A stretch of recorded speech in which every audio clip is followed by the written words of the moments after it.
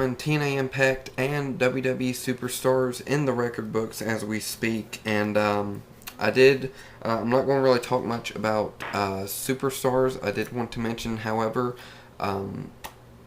the match between John Morrison and Tyson Kidd. Good match, in my opinion. I enjoyed it. It was entertaining. And it showcased not only John Morrison, but it also showcased Tyson Kidd, who I see as having great potential and as a future in the WWE. And also, I will probably make a video about this.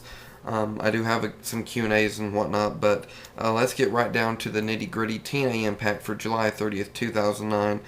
It is in the record books, as I said. We open up the show with the main event Mafia, and basically saying that they gave Lashley an opportunity, that sort of thing.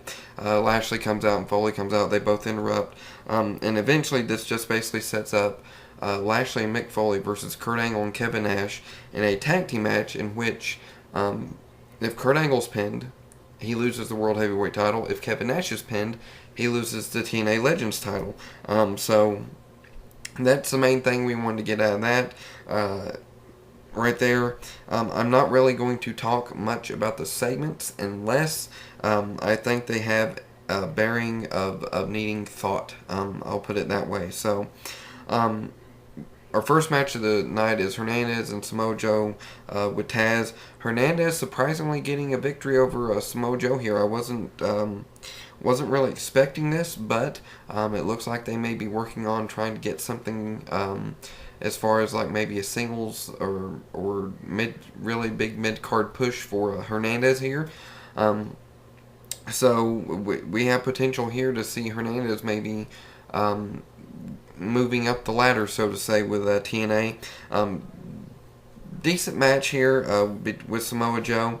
Had some nice mat wrestling and whatnot from these two, and we see the income. Hernandez does the splash off the top rope, which is how he got the pin on Samoa Joe. And like I said, honestly, I was surprised to see Samoa Joe losing to Hernandez. Because when you think about it, Hernandez has not been around, and he's really mainly been in the tag team scene and not really, you wouldn't expect him to beat Samoa Joe, I guess is what I'm saying. So, yeah, anyway. Next up, we had the first best of 3 matches between Matt Morgan and AJ Styles. I like these two working together, and I'm looking forward to seeing the other 2 matches coming up. Of course, AJ Styles gets the first victory, so he brings it to 1-0 against Matt Morgan in the best of 3 series.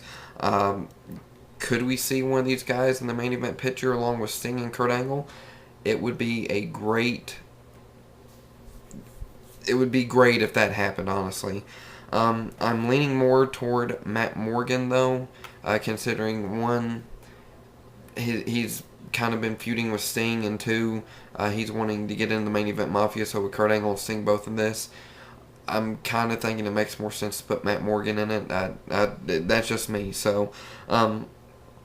But AJ Styles to get the first victory here, and this was a decent match as well. Really, honestly, out of that, these were the 2, in my opinion, the 2 best matches of the night. The next match we had is ODB, Awesome Kong, and Tara versus the Beautiful People. Now, Awesome Kong and Tara, they're working on setting this entire. I think they're working on a Tara versus Awesome Kong feud coming up. Tara tags in Awesome Kong, and Kong not really liking that. She does the same thing to Tara. They end up fighting, and they fight to the back, leaving ODB to fight the Beautiful People by herself, but with some help from Cody Deaner. She picks up the victory over the Beautiful People, and basically for her team, even though they left her high and dry pretty much. I think Awesome Kong and Tara will be a great potential match, and Don West and them and Mike Tenay both quit the sit-down interviews. No, we don't need that. We don't need the sit-down interviews. It takes away from the show, where you can put another match in its place. It could be another good match, as the Motor City Machine Guns were saying it's not a conspiracy. They are still working for the company, so put them in a match. Do it. So, yeah, with that being said, ODB picks up the victory for her team right there. And the next thing up is we have a World Elite promo. Of course, Eric Young is the leader, as announced by Brutus Magnus, the leader of the World Elite team, and basically he was just downing America and that sort of thing.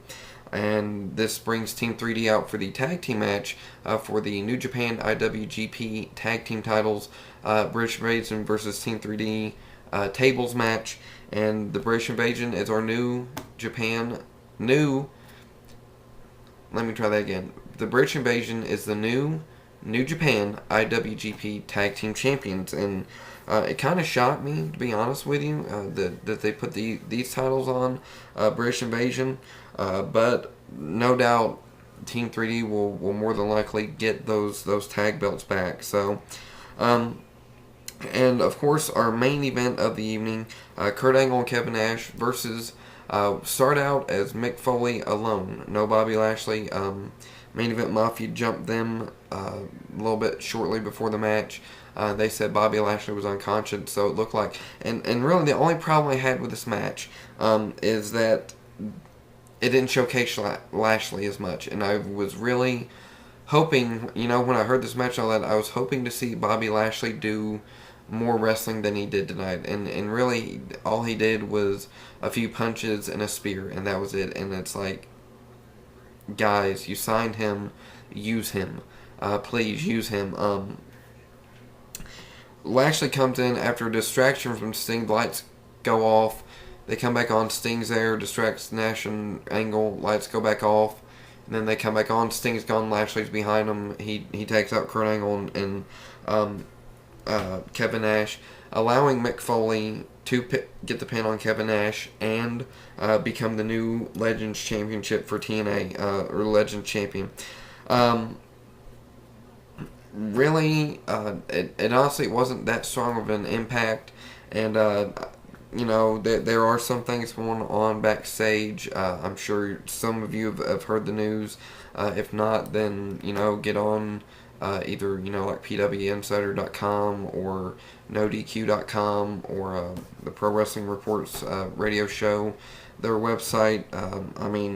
Those are the three main sources you can get the information about this entire fiasco going on in TNA right now backstage.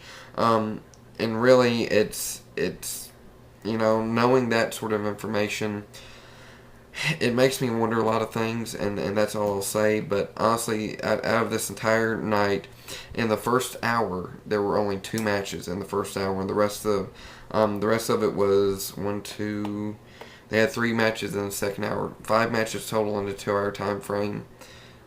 Yeah, it's not that many matches, but of those matches, the main event wasn't one of the top matches of the night, in my opinion, because they did not use Bobby Lashley the way they needed to, honestly. Matt Morgan, AJ Styles, Hernandez, Mojo, good job tonight. And with that being said, TNA Impact overall, not really that entertaining, but it did have 2 good matches. I'm glad I got to see them. So, and Superstars really only had 1 good match in my opinion, that being the Tyson Kidd versus John Morrison match. So, with that being said, that's my TNA Impact recap and thoughts.